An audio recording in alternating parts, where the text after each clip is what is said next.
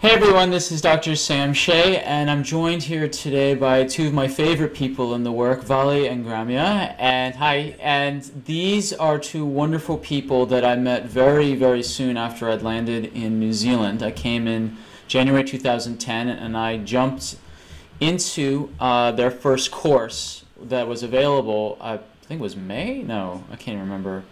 March. I can't remember. Very soon when I came to New Zealand. So Valli and Gramya, they are two trainers for the work of Byron Katie, certified facilitators, and I've taken about a half dozen or so weekend courses with you guys, and absolutely love the in-depth courses they teach. They teach in Waiheke Island, sometimes they teach in other parts of New Zealand, and I think now you've got even an upcoming Australasia course coming up soon.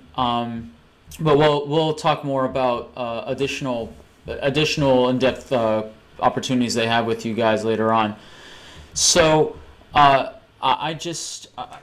these are two of my favorite people in the work, and the purpose of this interview is to go over a series of questions about the work, particularly for people who are new to the work, because this interview is really going to be very helpful for people just getting started and getting clarity on a lot of questions they may have about the work. So first off, I wanted to ask you guys, how did you, Valli and Gramya, how did you find the work? Like, what have you tried before, and then why did you switch the major part of your focus to using the work? Okay. Well, that goes back a bit. Basically, I grew up in a pretty dysfunctional, alcoholic, violent family. And when I was 18, I heard about something called enlightenment, which sounded a lot better than what I was experiencing in my life. And I thought that might be the solution to all my problems. So since then, I got into Buddhist meditation for a few years, and then I went, when I was 20, to a guy called Osho in India. And there was a commune there, a community, and there were people from all over the world, therapists who offered all kinds of therapy. There was all kinds of meditation, all kinds of techniques from different parts of the world and different traditions. And so I spent a lot of time doing that. And what I discovered with that was that what I found in myself through all that was that I always felt like I was a victim of my mind.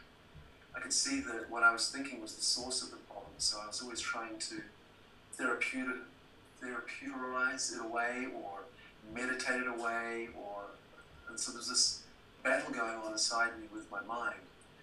And many years later, I was in an event with someone who was talking about meditation, whatever, and I went up on stage with him, and he told me about a thing called the work.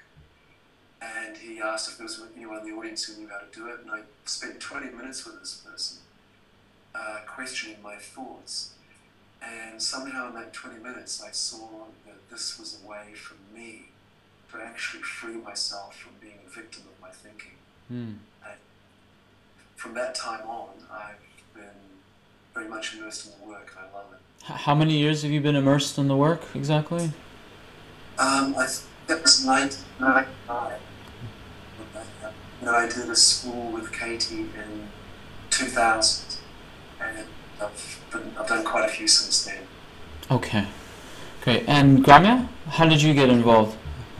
Well, somebody came to the island and did a weekend, and I went there, and in that session, it just blew my mind. In 1 hour, I went, wow! I was having a lot of problems about my thoughts about my mother in Argentina, and then it was like a heavy thing in my chest, and it just all went out, and this joy coming out.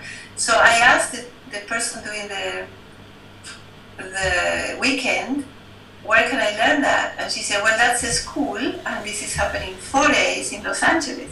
So Buddy was a little sick at that moment, so he didn't come. So 4 days later, I was just flying and going to the school, and that's how it started.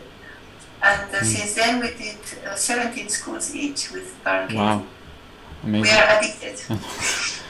Addicted to the peace and freedom that comes when we do the work. So then what did you try before the work? Well, I live in the Osho commune in India for 11 years. I did all kinds of therapies. I was translator in the groups, so I had the chance to do all of them for 11 years. And meditations, all kinds of things, and everything helped. And it didn't went to the root of the suffering, which is what I'm living. So when we found the work together in 1999, and we started doing that, yeah, that was it. And that doesn't mean I do lots of other meditations, and I love it. But it's a different thing. It's not that like I'm doing the meditations to get something, or it's just to them because I enjoy them. I enjoy the sitting, the quiet, and it's a different approach now. So what if... When I have a problem, I look at my thoughts and do the work. So you're looking at your thoughts as opposed to try to meditate them away like medication, like medicating them through meditation. Exactly, which doesn't work. So what have been the benefits for you guys, for you individually on the work? And like, for example, what have you noticed? You know, there's your own there's the own benefits, what you've seen in yourself, but also what have you noticed about other people around you who are not doing the work? Have their behaviors changed? Not because you were trying to change their behaviors, but what have you noticed as you've changed? Do you mean in the sense that because I've changed, the way my relationships with other people have changed as a result of that? It's a two-part question. One is what have you noticed about yourself in terms of the benefits from it, and then the other is what have you noticed about the interactions with other people since you've been doing it? You know. Well, to the thing about what have I noticed in myself. So many, you know, it's strange because I have to almost make an effort to remember what I was like before I started doing the work. And my memory of it was I really wanted to be a kind, loving human being. And that was what I wanted, but inside there was a different reality that would appear quite often.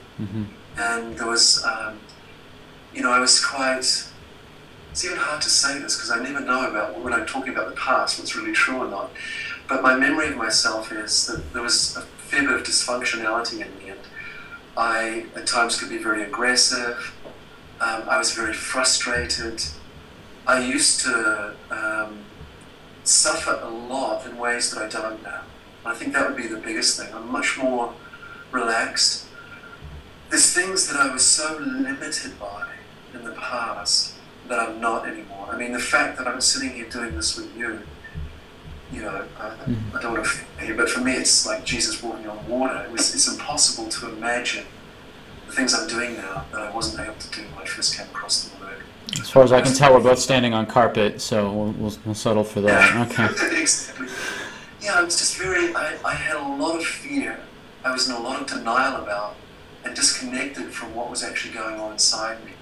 And the strange thing is, the work has helped me to be able to connect with what's happening, to go into it and see the lie of it.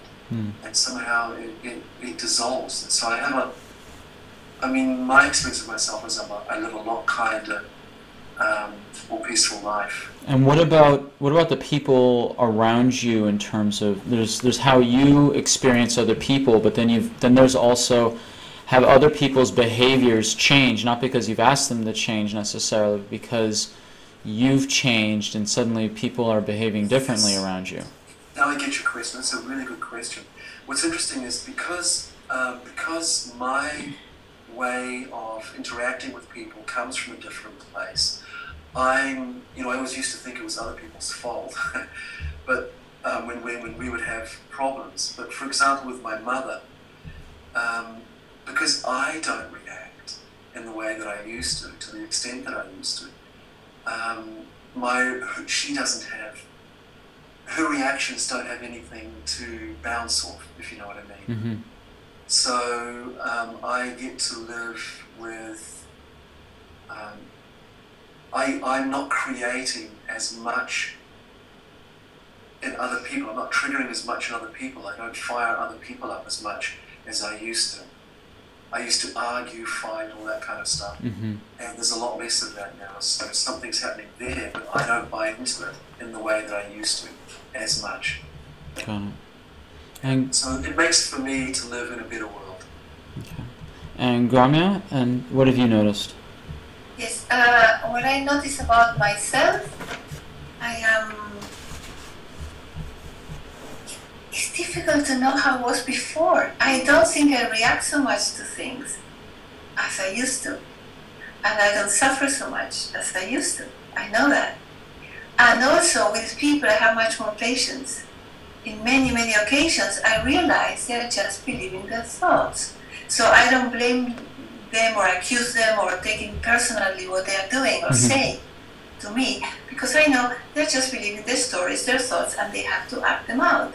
So I have much more, for example, with my sisters, my family, I can see there in the story and I feel compassion and patience. So as I don't react, the things don't escalate, they just, Okay. Now, can you, there's a question that a lot of new people, oh yes. One more thing. I feel much more free to feel the gratefulness and to express it to people, to situations, love to people. I feel more free to just open up and say it. Whereas before I was always this judgment, oh, what will they think, blah, blah, blah, all the stories that went around it. I don't have that anymore. So as I'm more open with friends, it's a circle that doesn't go down, it goes up. Okay. So with that, how would you then describe what the work is? You know, for a lot of our listeners who are new, you know, and if they're trying to explain to someone who's asking, well, what is the work? What are you doing? What is the work? What is this thing you're doing? And how would you explain it in, like, there's like the one sentence version, the two sentence version, and then like the multi-sentence version? Okay. Yeah. The work for me is the moment I see a person and I feel stress or a situation, instead of looking there and blaming, I go back and say, what am I thinking in this moment? What is the thought that makes me stress? So I inquire, is it true? And I do the process. And when that thought dissolves, I don't see the problem anymore. It's very simple. But I have to find out which is the thought I'm thinking, what am I believing, and then do the 4 questions of the turnaround, the inquiry, and see the truth of it. And then... Thank you. And Valli? So the question is, what is the work for someone who's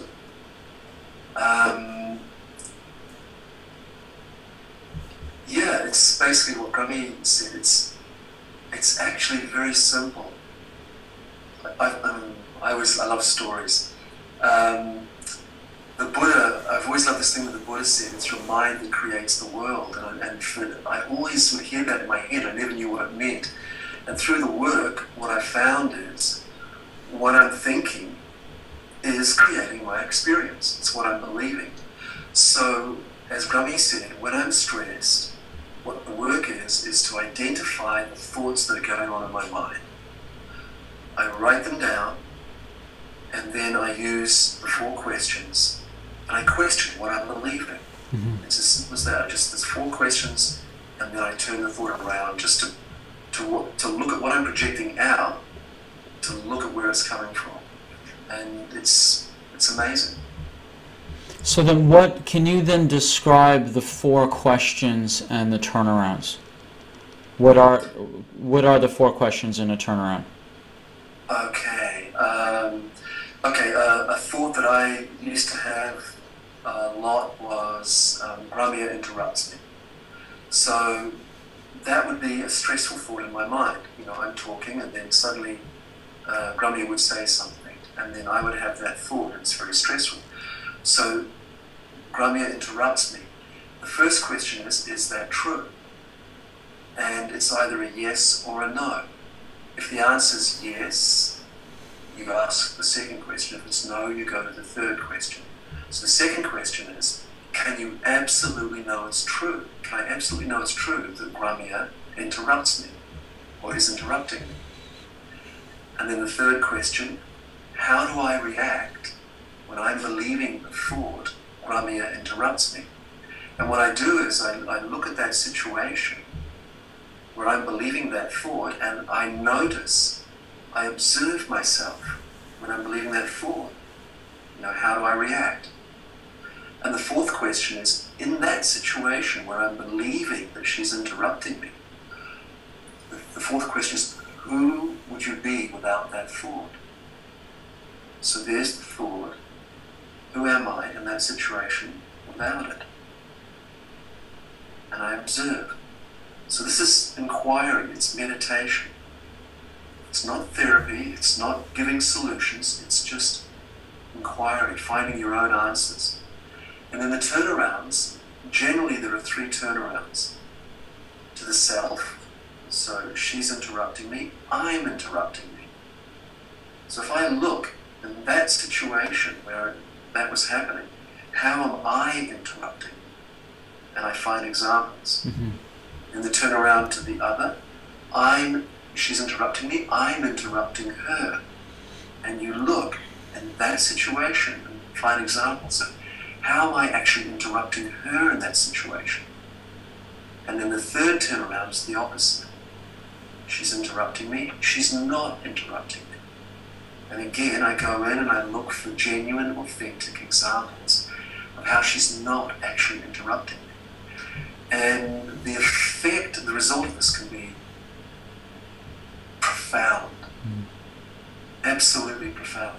And it sounds like a little thing, but when you add up the stress of living with someone for 20 years and you have that thought, you know, the stress that goes with it for all that time, it's massive. And we have these thoughts going on during the day without even realizing it. So, yeah, 4 questions and the turnarounds. Gramya, do you want to add anything to that? No? Okay. So can you then, if you just explain what the work is, the 4 questions and a turnaround, the 4 questions being, I mean, you take a stressful thought, then you ask, is it true? Yes or no? And if it's yes, you go to, can you absolutely know that it's true? Third question is, how do you react? What happens when you believe the thought? Then the fourth is, who would you be without that thought? And then you've got the turnarounds, you know, to myself, to the other, and to the opposite.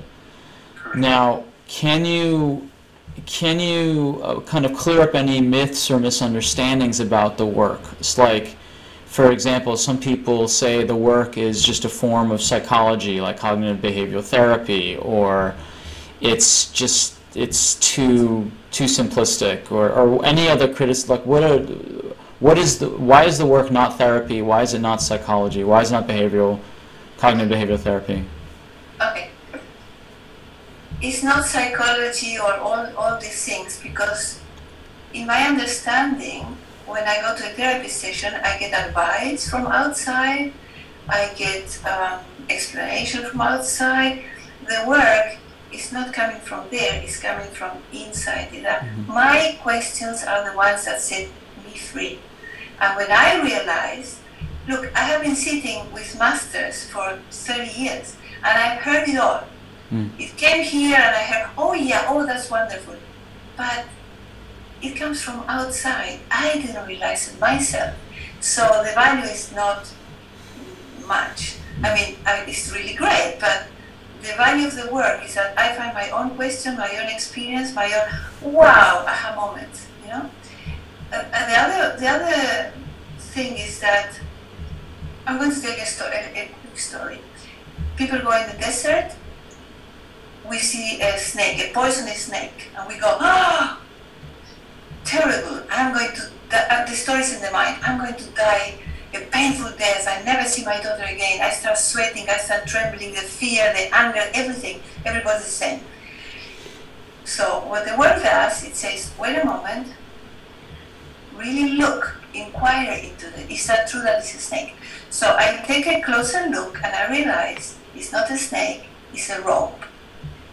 When I see the truth of it, what happened to all my reactions, my anger, my stress, my fears, they all disappear by themselves. I don't need to do anything. And even if the whole world is screaming, watch out, take care, I cannot feel any fear because I know the truth for myself. So, what I believe is other ways of treating this or approaching this is telling, oh, well, the snake is not going to hurt you, or believe that the snake is nice, or the snake, any other example, the snake is harmless, just relax, the snake will not bite you. But all this is still believing that the rope is a snake. What the work does goes much deeper, dissolves the snake, it's just a rope. So it's not talking about the not real and putting patches on the not real, it's just seeing that for what it is, that is not real. And what Byron Katie says is every stressful thought is a rope. So another criticism of the work is that it's, or I should say misunderstanding, is that, you know, I've met several people who've like, well, if I didn't believe that thing that's stressful to me, then people would use me, people would abuse me, I get walked all over, I would get into dangerous situations, I wouldn't be able to get out of a dangerous situation. Like, I need this stressful thought in order to keep me alive. If I don't believe it, then I'm at best be naive, at worst I'd be put in danger. Can I answer first? The same story as the snake. Who do you think is more strong in themselves? The person who is not afraid and see the truth as what it is, or the people who are all afraid and running around? You mean that if it is a real snake, who's going to be the best person to deal with a real snake? Is it the person that's calm, or the person that's people that are panicking over the fact that it's a snake? Exactly. Yeah. You know, who's going to make better decisions? A person with a clear mind, or someone with a fearful, confused mind? And I had a little insight there about curiosity. How can somebody step over me when I am in my truth and my power? I have a thing also. One of the things with this is, what I've learned for myself is, you know, I have something that's fearful and stressful for me, right?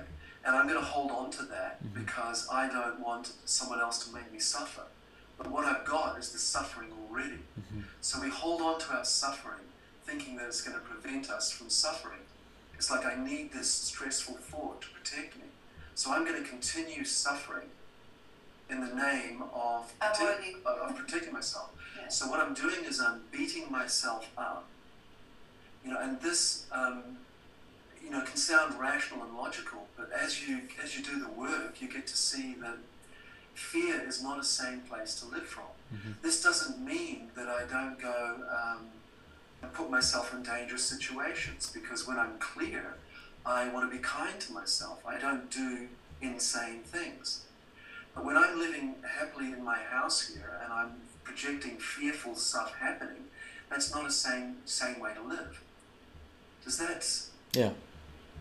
That makes a whole lot of sense. Also, in my experience working with so many people for 14 years, I see that somebody that is fearful is less likely to put their limits than somebody who is clear and in their power.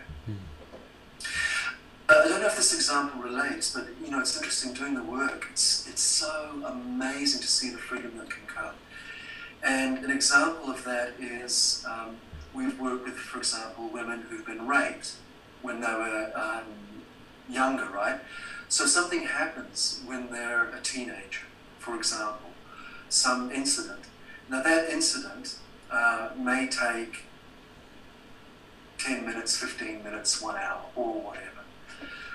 But for the next 3 decades, the thought about it, the recurring undercurrent in the mind of fear, projection, etc., look how much pain that contains. I mean, the stuff that we carry from our childhood that's no longer actually happening in reality, but continues as an undercurrent in our minds, creates a very painful, fearful world to live in. And that's often a lot what's going on. So we live in fear, thinking it keeps us safe. We live in anxiety, thinking it keeps us safe.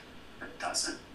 Yeah, I mean, I know from my example, being bullied and physically attacked in school, you know, the total amount of time of being physically assaulted was probably not more, if you add it all up, 2 hours maybe. And then even if it's double that, say 4 hours, and I ask what's more painful, 4 hours of being hit or 4 hours every day for 25 years brooding about that? And the answer is always, it's the thoughts about it that are actually more damaging to my quality of life, my sanity, my health, my mind, everything. And it's not, and not to say that if I don't believe that these things happened, or if I, you know, the myth is that, like, well, if I give up, if I question my stressful thoughts about it, then I'm at risk of being a victim again, which, you know, is the lie I lived with for such a long time. And yeah. Oh, that's beautiful, Sam, because that's my experience as well. I had a father who was an alcoholic, and he put his fist in my face several times. And what that did for me was I lived in a world where people would reach to touch my head to stroke it, and I would pull away. I did that for years. I lived in the fear. I was constantly in the fear of being hit. You know, it was like it was an undercurrent of my life. And the way I related to men was there was always this fear of conflict was going to happen any minute. And I was living out of that, even when it wasn't happening all the time. And through the work and through other stuff, but specifically through the work, I actually got to see, and I hope this is not too much of a stretch for the people who are listening, but I can tell you authentically in my own experience, I'm not condoning what my father did, but I got to see that behind his actions, he had good intentions. They just came through in an insane, confused way. But he actually loved me.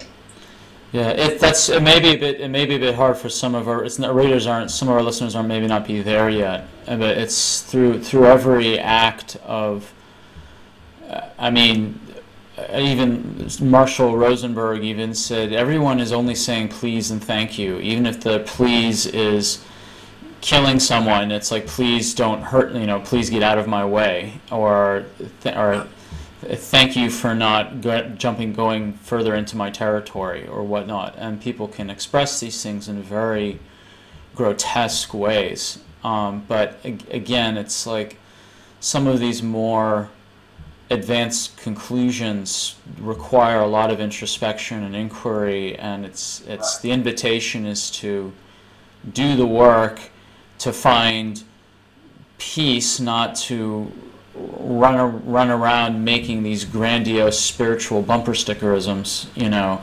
And your original point, sorry to interrupt, your original point is actually valid. When I look at how the amount of time that he actually hit me, and what my mind did with that for the next decades, that was where the hell was.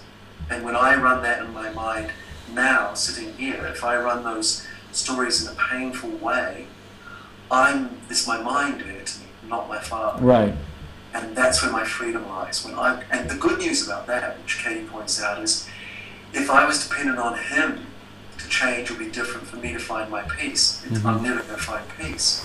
But if it's my mind, I can clear it up, I can question it, and I can find some peace. And everybody can.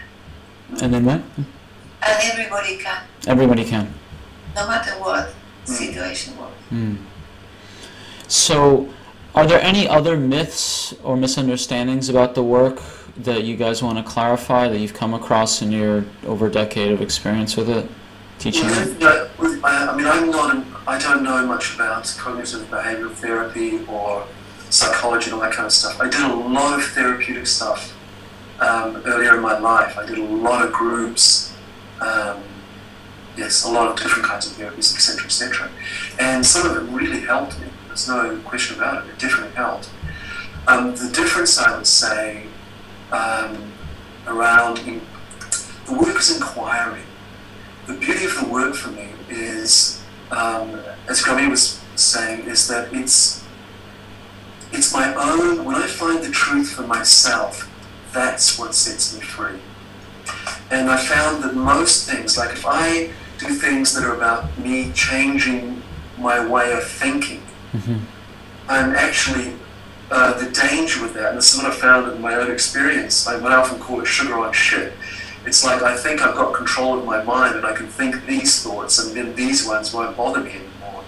And what often happens, or what I found in myself with that, is I'm actually just replacing painful thoughts with positive ones.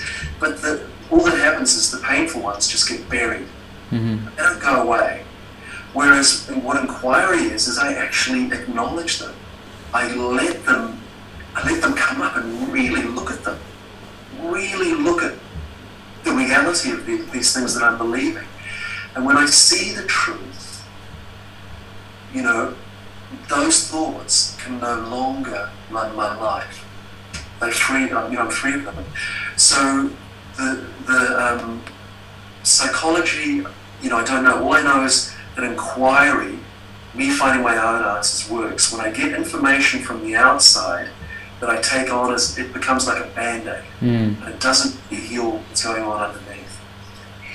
I don't know if that fits, but it's like saying, that's not a snake, that's not a snake, that's not a snake, I don't want to look at the snake. But then, with the work, you really look and you see the truth of it. So what's the most difficult part for people new to the work? I mean, where do you find people getting stuck, you know, when they're just getting started, and what can we do to kind of help that? In question 4, who will you be without the thought? Many people, they live their whole life with the thought, and they could not imagine without the thought. So that's a little bit difficult sometimes. So I have other questions to help or whatever, or I just move to the 10 rounds and then come back without the thought. Come back to question 4 if it's not landing for people. And, you know, again, it's just about, often we're so used to the mind running, you know, and inquiry is actually about sitting in this stuff and really giving it space, really giving the question space. The difficulty that I experienced in myself and sometimes come across is people not actually taking the question in and really meeting it with an open mind. Often we're so used to believing that what we think we know is the truth. The mind is not used to actually questioning what. So we spend our whole lives thinking the same things every day. And then suddenly this thing comes along and says, well, is it true? And you know, you've been believing this for 20, 30, 40, 50 years. Is it true? It really requires a stopping and a sitting in it and going in. So that sometimes is a challenge. And an open mind. Yeah, and an open mind. And the other thing that I had difficulty with in the beginning was the turnarounds. I found the turnarounds. Somehow I had a very had, sometimes still have, a very confused mind. Mm-hmm. And I really struggled with the turnarounds for a little while. So again... You mean to find which is the correct turnaround? Yeah, finding the turnarounds and examples and that kind of stuff. So basically, that was because I didn't keep it simple. The work is actually very simple. Mm. And my mind was always wanting to find more. And, well, that's another thing that I have done that has made the work. I try and figure it out, figure the answers out, or try and find the right answers. You know, what's the right answer for this? And it's not about finding the right answer. The answer's there. It's just having the space to be able to see it. Mm. The truth is there. You know, so if I'm figuring it out up here and working out what the right answer is and all that kind of stuff, it can get, you know, you can go into your intellect a bit. But for me, it's more about creating a space to observe, to listen, to notice the truth that, you know, that is there, and that's what frees me. And that's perhaps another difference, if there is one, between, you know, therapy and psychology and all that kind of stuff. It's about finding that in here. Mm. It's not a solution out there. Glenn, before you say anything, let me just go plug my computer in. I just got a warning message saying that it's about to die on me, so give me a sec, hold on. Okay, we'll do. Well, stop the recording. It's still recording, just it'll take 2 seconds.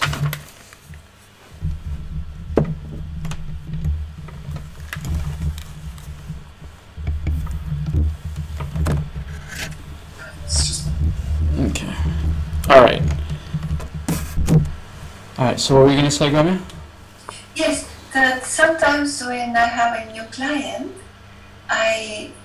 before we start, I say, look, this is for you, and you can answer anything you like. The answer, don't try to answer to please me, or that's the answer that you think I expect you to give, or whatever. This is for you, this is your work. I'm just a facilitator of your work. Mm-hmm.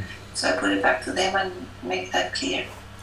And there's another one, Sam, that I remember also, and that is, you know, people come to do the work because they have problems, Mm-hmm. right? They'll see that their problem is, oh, I don't have enough money, or I'm overweight, or that kind of stuff, or I don't have a boyfriend or a girlfriend. So they'll come and they'll have this motive to do the work, to lose weight, you know, look more beautiful, get a partner, all that kind of stuff. Get out of physical pain. Physical pain, yeah, I'm in physical pain. I want to get rid of the pain. So when you do the work with a motive like that, your answers are going to be coming from getting a solution to the pain, not actually from finding the truth in answer to the question you're being asked. And it's that truth that actually frees us. You know, if this is about finding peace in this moment, finding peace with what is. So then, in going to, you know, how would you answer how would you know if someone was thinking they were doing the work, but actually they weren't? So you just mentioned one, like they were answering it from the space of a motive.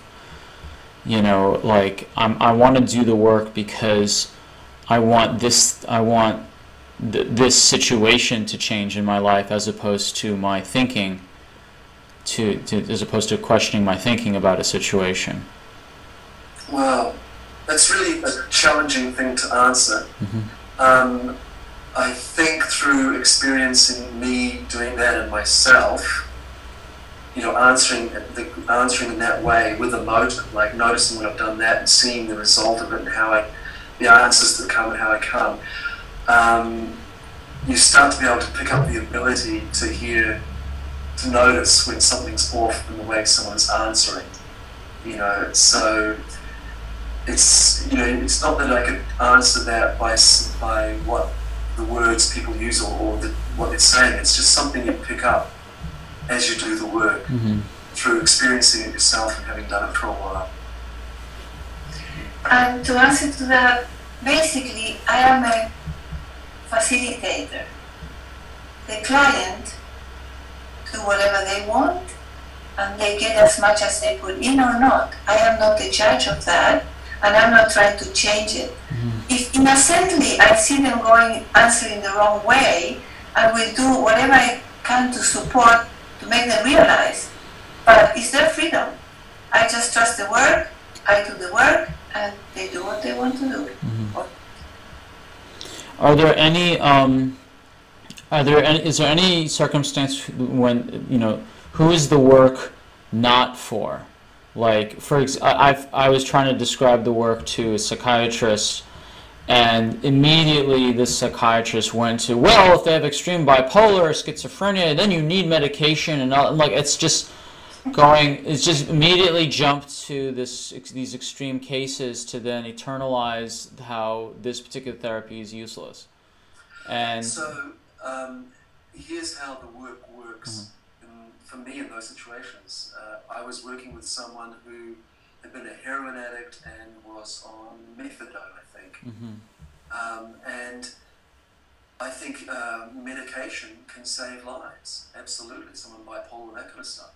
But if someone is able to answer the questions, I do the work with them. It's as simple as that.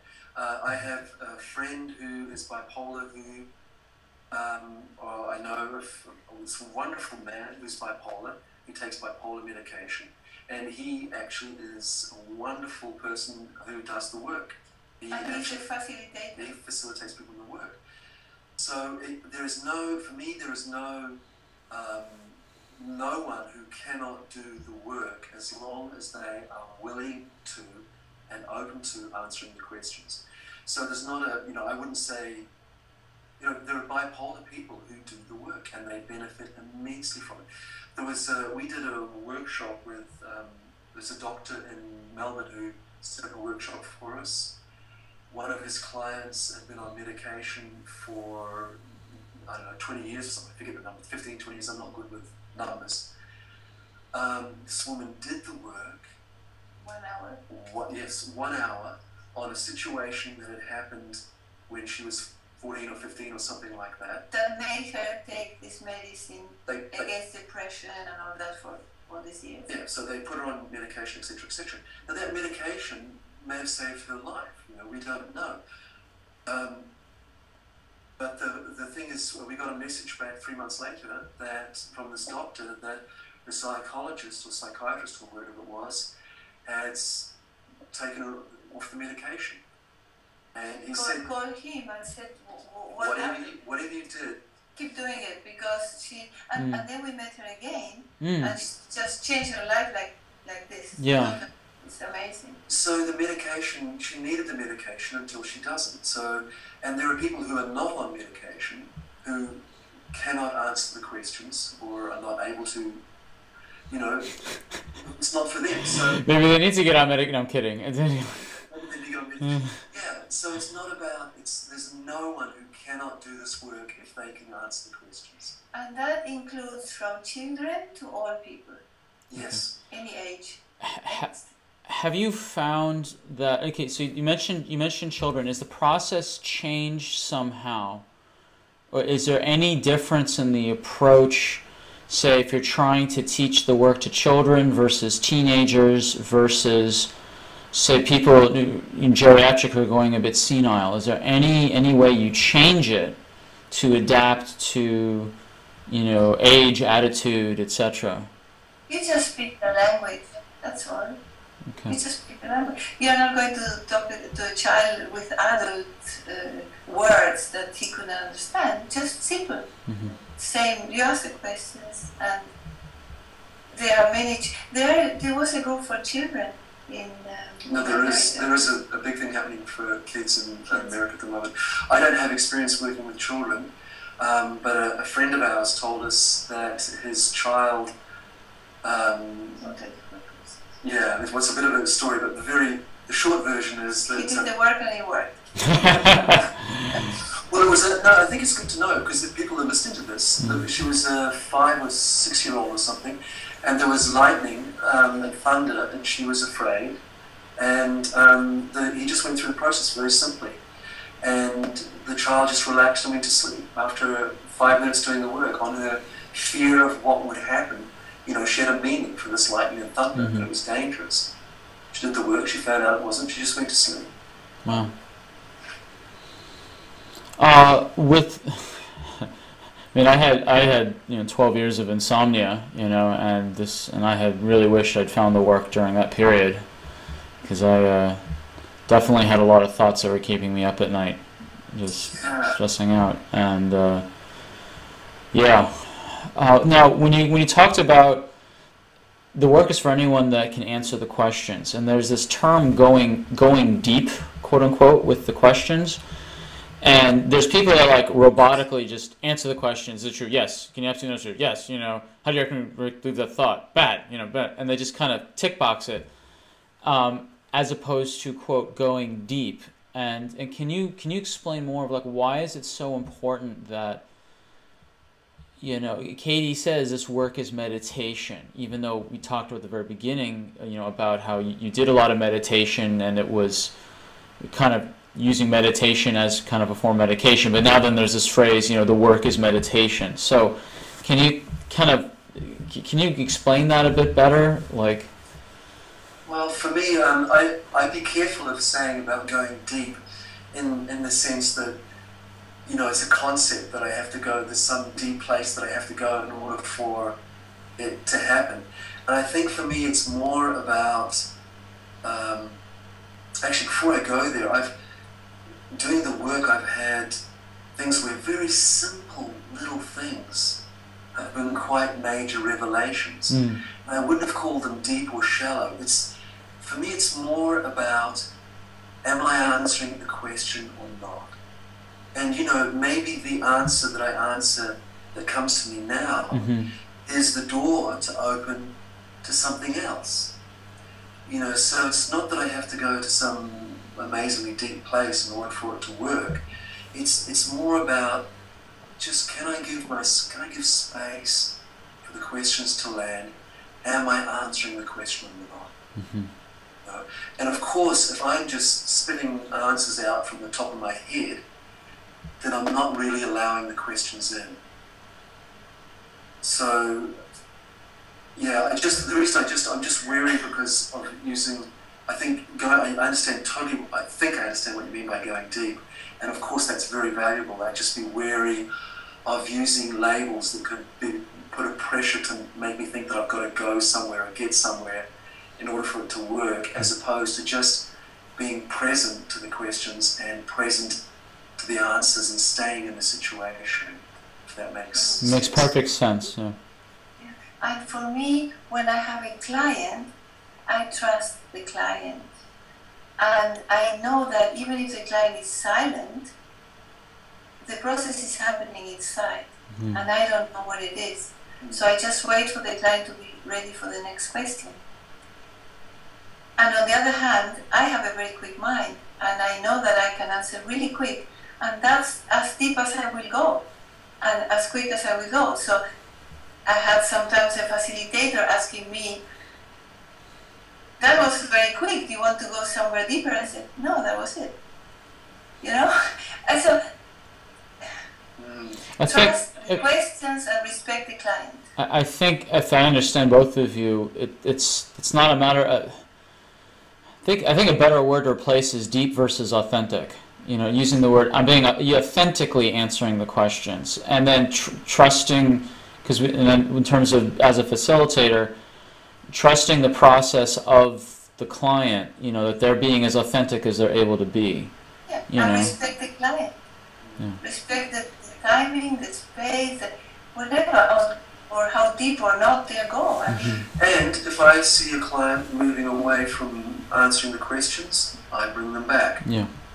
I hold, to the best of my ability, my job as a facilitator is to hold those questions, to hold inquiry. That's it.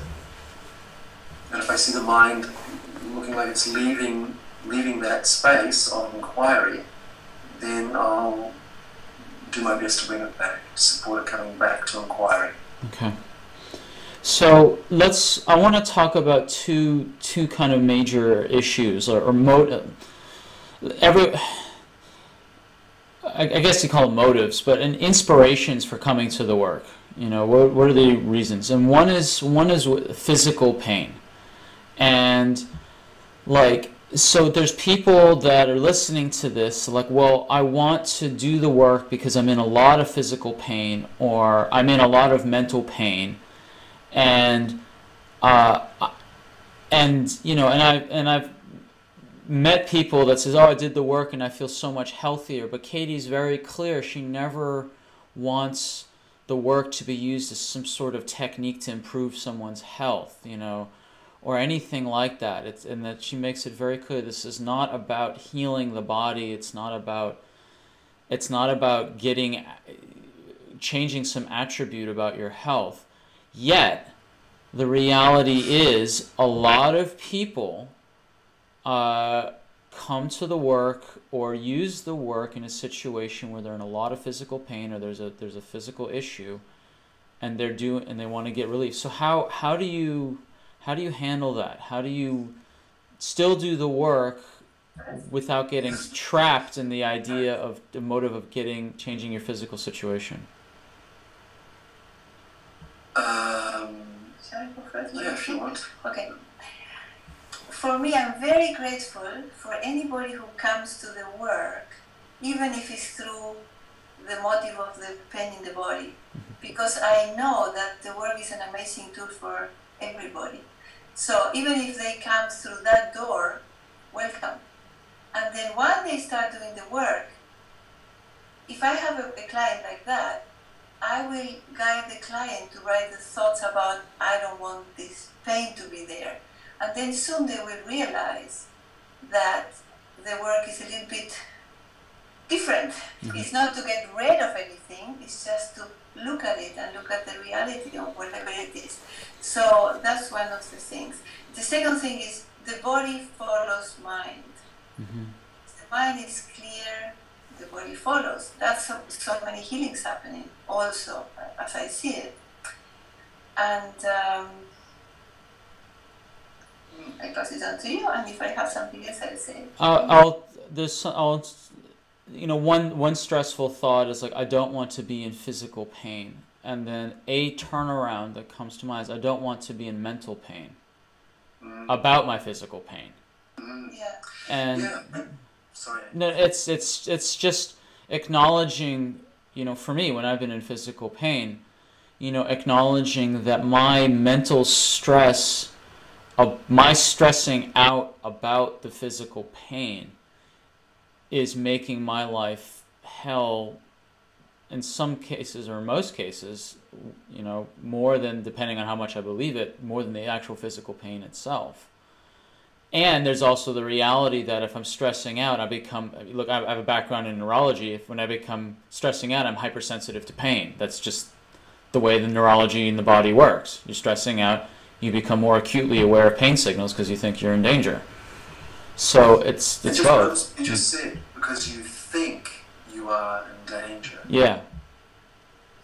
Yeah, and there's so many thoughts that come through having a pain, like the pain is never going to go away, I'm going to suffer forever, this is going to get worse. Mm-hmm. Blah, blah, blah. It means something really sinister, or the other people are not in pain, but I am, they don't understand me, you know, I got to do all these things for my pain, you know, on and on and on and on. And these are all the thoughts that you can do the work on. And so when that is clear, the rest is a physical sensation. That is not, and then when we have a physical sensation called pain, we add all these stressful thoughts, and that becomes a heavy burden.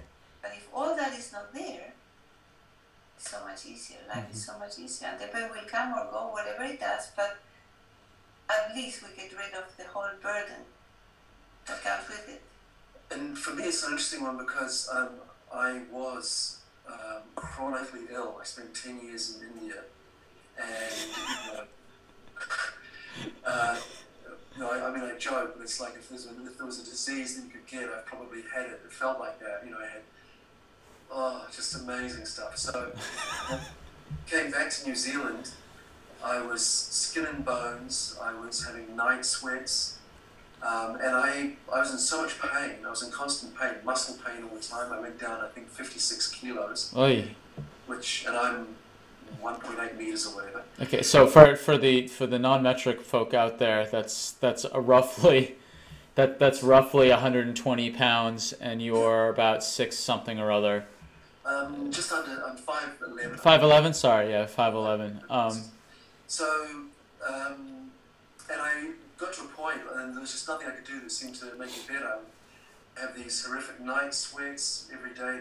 It was just a lot going on. And I fortunately come across the work, and I really believed, I was believing at that time that I didn't have much time left on the planet. I really thought this was me on the way out, because I'd just been going down, down, Right. down.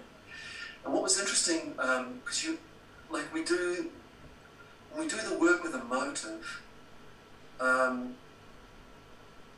to get away from something, it's that whole thing of illusion of control again. It's like you're actually at war with something when you're trying to do the work to get rid of it. You're actually at war with it. You're not in inquiry.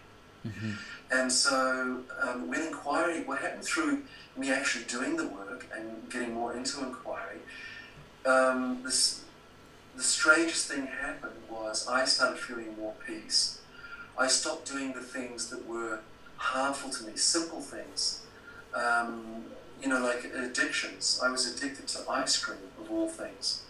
And it sounds strange, but I stopped fighting with symptoms. The fight inside me stopped. And so the addiction to those things would just fall away. I wasn't even doing it. Now, an alcoholic, as I understand it, doesn't drink anymore. So for me, I eat ice cream once every few months, and I love it. And maybe I'll have a binge and have it 2 or 3 times, once every day for a few days or something like that. And then I just forget about it. So there's no conflict. I'm not at war, in conflict with something. Right. And I didn't actually do specifically the work on ice cream. I just kept on doing the work on my stressful thoughts around illness and what was happening. And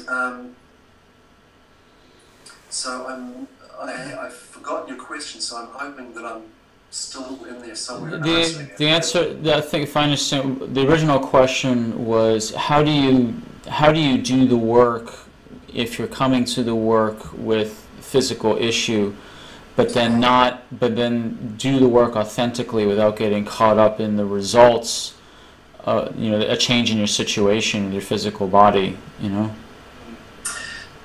Well, I guess it's just whether you're answering the questions or not. I mean, that's all it boils down to. Just, am I answering the question with a motive? Am I answering this so that I can get that?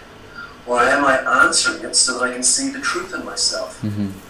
And I love this thing that Katie says, it's the truth that sets you free. Not thinking that I can control what can't be controlled. When I'm in pain, when there's pain there, there's pain. That's it. It doesn't mean that I don't go and take painkillers and go to the doctor and sort all that stuff out. But if I'm mentally at war with it, I've got the physical pain, I've got the mental pain. What would my life be like without the mental pain? And so for me, when I was in that chronic pain, for me, this was going to be there till the day I died. And that was my world. And strangely, that turned out not to be true. But when you're believing that, look at the world you live in. And for me, I had all the proof. I was 100% guaranteed that I was going to suffer physically until the day I died. And the truth was, it didn't work out like that. Now that, I believe, was a byproduct of doing the work. But if I had been doing the work to manipulate myself into getting that, it wouldn't have worked. It doesn't work. We're only looking for the truth. And I could have fixed all my physical problems and been hit by a bus. We can't. It's about me finding peace now. Thank you. Gramya, did you want to add anything to that? No. Okay. The other main, aside from the physical body, the work a lot of people come to learn about another physical body is a relationship. So, yes. We'll put that as the screenshot for the interview. I have to say, we are together since 22 years. 22 years. Without the work, I don't think that would have been possible. Okay. So I'm very happy when Valli does the work on me because he comes so much kinder. So, and I'm very happy when I do the work on him because I see him through another light. now, on him, now, just to clarify, when you say do the work, you're talking of like things like you said before, like Gramya interrupts me. Like you're doing the work on a stressful thought about your partner. Exactly. Okay. Right. So, you know, when I live with Grammy, when we live with someone, I'm actually living with my thinking about her. Mm-hmm.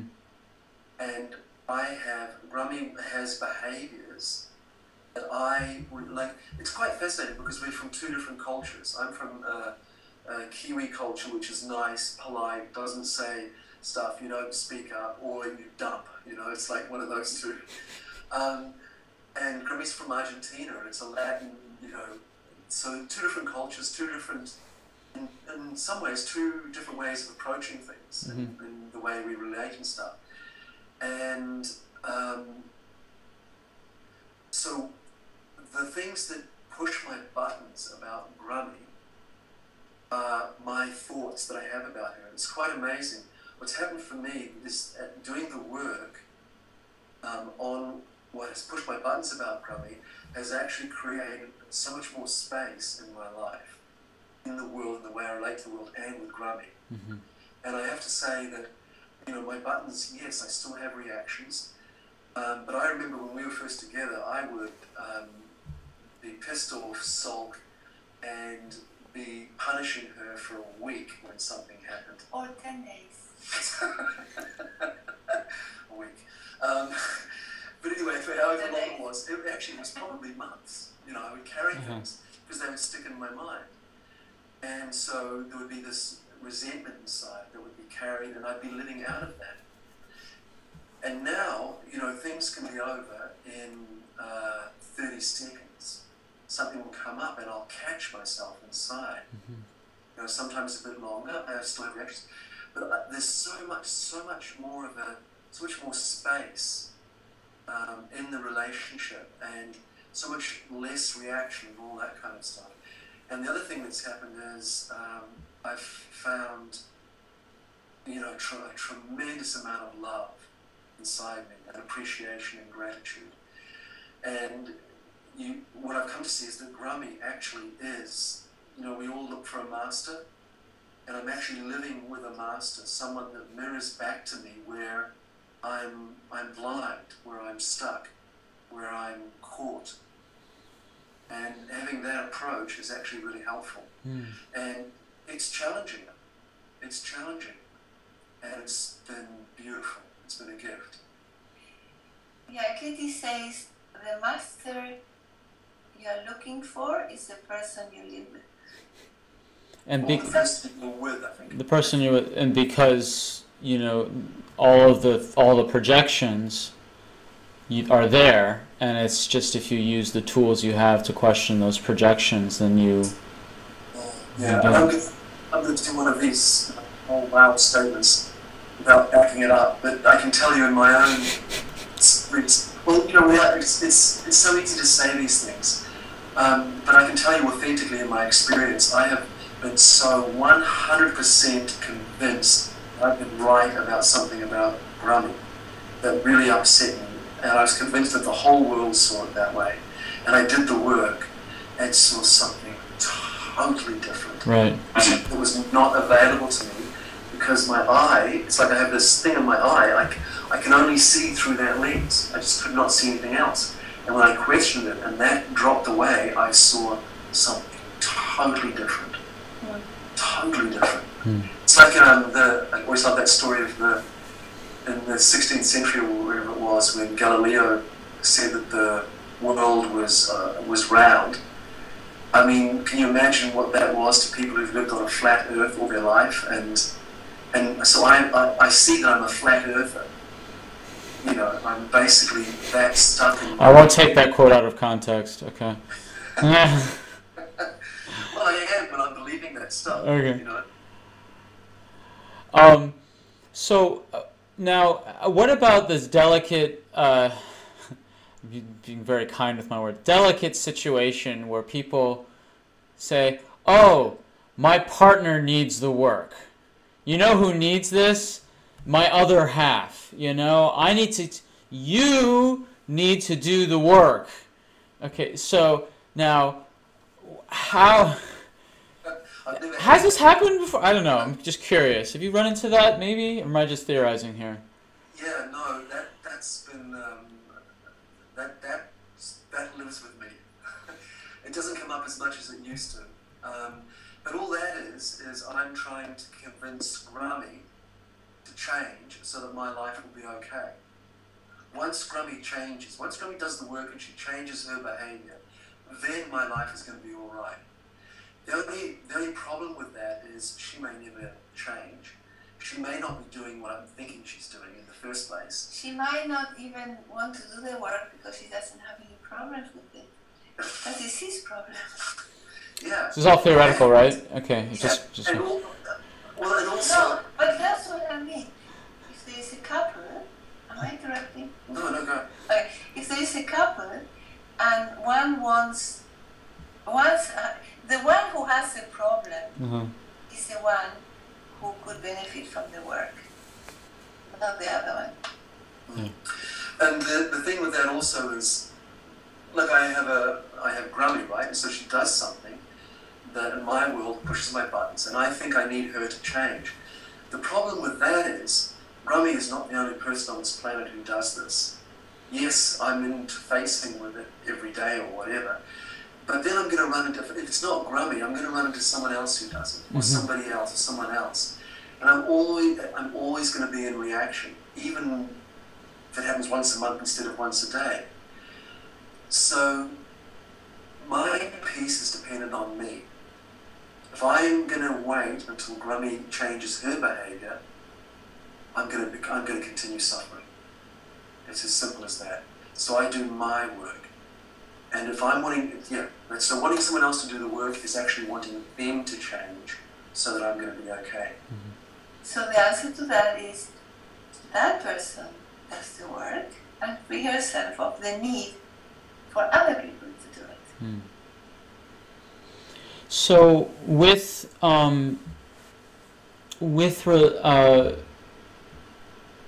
in regard to our listeners, is there any other bits of advice that you'd have about the work? You know, people just getting started. Just do it! Just do it, okay. Yay! I have one. Yeah. When I did my first school, it was absolutely mind-blowing. I was so blown away, and I just saw that the work worked. And then? Oh yeah, it's almost like inside, holy shit. Excuse my language, but that's... It's only the second time you've sworn. It's okay. Yeah, that's pretty good for me. So, holy shit. Third this time. Stuff works. Third time. And so I just avoided doing it. So... What was it, 6 months you didn't do it for or something like that? Yeah, it was about 6 months after that school. I think it was until the next school. Right. And you had to go again. So then I started getting into doing it.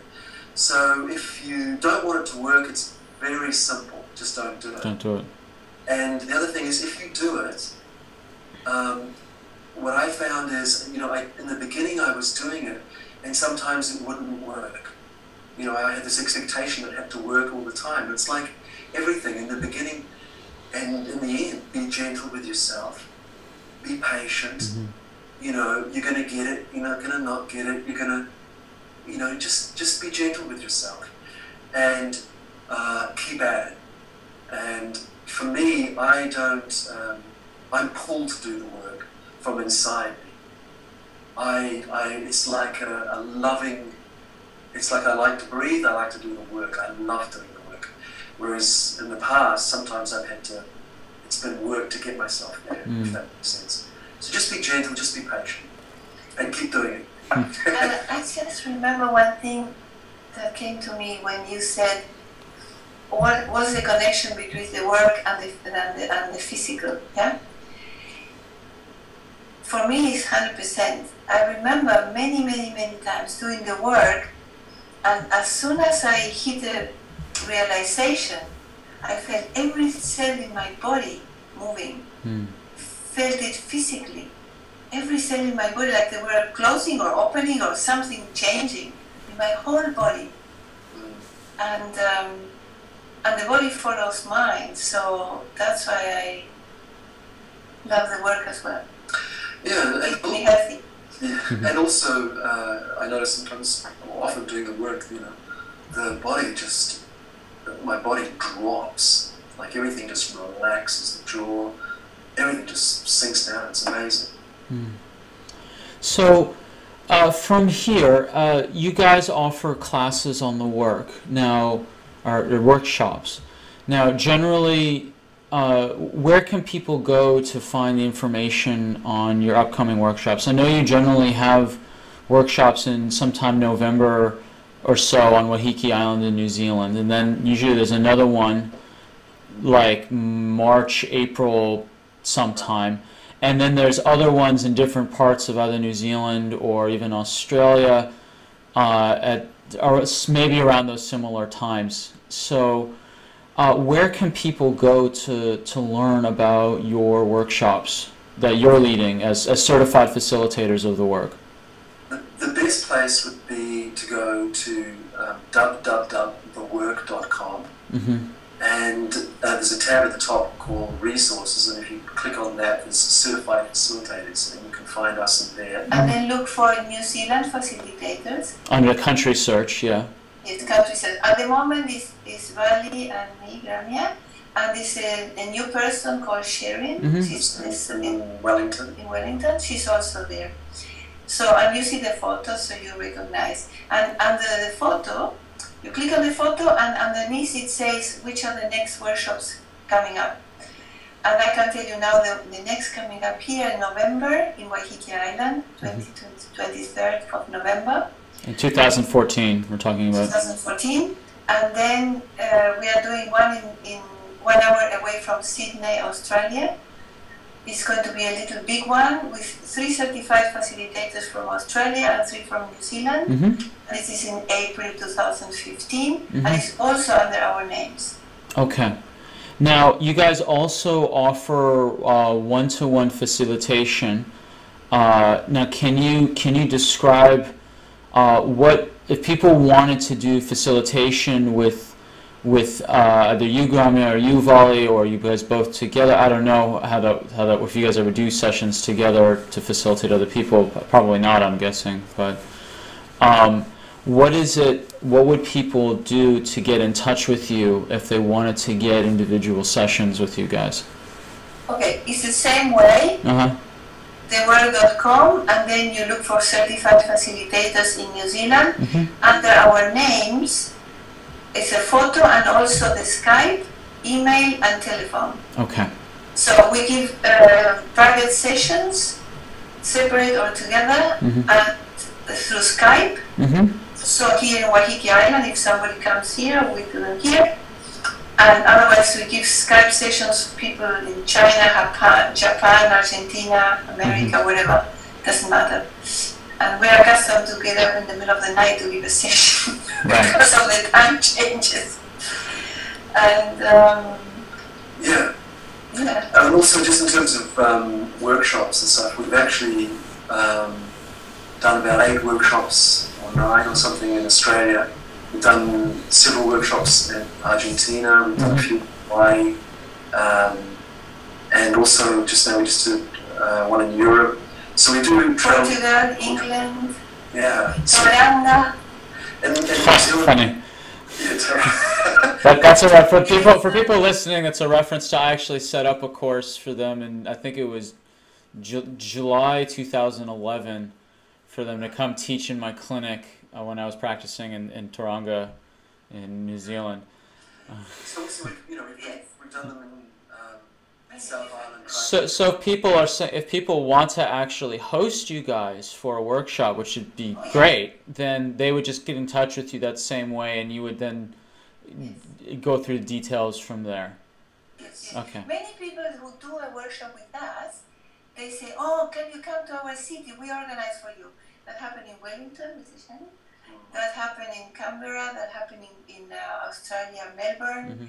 Yeah, usually somebody who did a workshop with us and bring us there, they organize everything. And I just, all I'd like to say is I love doing the work. I really love, I love doing it for myself, and I love doing it with other people, because there's something about, when you do it with other people, in some way you're doing it yourself inside. Oh, I couldn't agree more. I mean, when I'm sitting in your workshops, I mean, I proactively, I sit there, and as someone is doing the work, I mean, this process works for me, but I'm taking as close a situation to what that person is going through that I can relate to in my personal life, and I go through the questions with that situation in mind at the pace that the person is who's being facilitated. So it's like I am mirroring my own experience, trying to get as close to that stressful thought, wherever I believe that stressful thought at some point in my life. And I just, when I go to weekend workshops with you guys, I get to basically concentrate and do the work for several days, hours on end. Even if I'm not the one personally being facilitated, I'm just sitting there quietly. I'm writing. It's not ever a dull moment for me, and that's Yeah, amazing. Yeah, it's because very beautiful. We are one mind, really. Yeah. And they are not new thoughts, they're all recycled. It's amazing how, you're giving an incredible example of actually how what everybody does in some way, it's mine. I have the same thing. It's incredible how that works. Yeah. So thank you for pointing that out. Sure. And I really want to thank you guys for this interview. It's been great and very useful for, I think, people who are new. A couple good pointers for people who are very experienced as well, or reminders anyway. And I think especially, that comment about making the distinction between going deep as a concept and then reframing it to, are they just answering the question? Not to overcomplicate it or make it too spiritual or anything. It's just answer the 4 questions. Is it true? Can you absolutely know that it's true? How do you react? What happens when you believe the thought? Who would you be without the thought? And then doing the turnarounds. And just being authentic, no matter what the situation, whether it's on your body or a relationship or the traumatic past or someone cutting you off or interrupting you, then just finding freedom. And if there's any other bonuses that happen, like a healthy body, then great, but that's not the point. You'll have a happy life regardless of how the body is. I remember lying on my bed when it was really, quotation marks, bad, like the body was pretty out there. And I didn't feel I had the energy to get up and to go to the bathroom. I was so weak. I was already at a point where I was struggling to walk up and down the stairs. And I remember lying on the bed, and I felt this incredible peace. Because I suddenly realized there was nothing I could do, and and it was the thinking that I had to do something. It was my thinking that suddenly just dropped away. It's like the inquiry just took it away. So there I was with a weak body, but it was such peace. I was so at peace with myself. Fascinating. That's really interesting. It's really. So it's not so much what happens out there, it's our thinking about it that determines our reality. Well, thank you guys, and look forward to collaborating with you guys some more and chatting some more, maybe on some more specific things later on, or I'll leave it up to our listeners and viewers if they wanted to send some questions our way. We can make another list, and then I'll do another version of this later. That would be beautiful. Excellent. I love being involved with anything to do with the work. Sounds great. All right, well, I'm going to sign off, and thank you guys again. And we'll just before you go, Sam, sure. I just realized, you've probably put it out anyway, but just so everyone knows, everything that we've talked about is available on www.thework.com. Oh my God, yeah, duh, sorry, yeah, I was like so obvious to me, I didn't even, Well, look, here's the things that, like, when this is posted, like, it's talking about the work, and it'll say thework.com, and what we're describing is the work of Byron Katie. Wow, okay, that's so funny. We're describing the work of Byron Katie, official website www.thework.com, and it's, yeah, that's funny. Okay. Well, we're so it's easy to forget the simple things. But yeah, everything that we've talked about is available. There's videos of Katie explaining how to do this. There's all the worksheets, all the tools are there. Everything is there that you need to be able to use. Also Katie doing the work, and in video clips that you can watch. Yeah, absolutely. So, and I'm mentioning this to the readers and listeners and viewers, so they'll get a good reminder of this at the end of this video. Thank you so much. Thank you. Stan. Okay. Really beautiful. Lots of love to everyone. Thank you.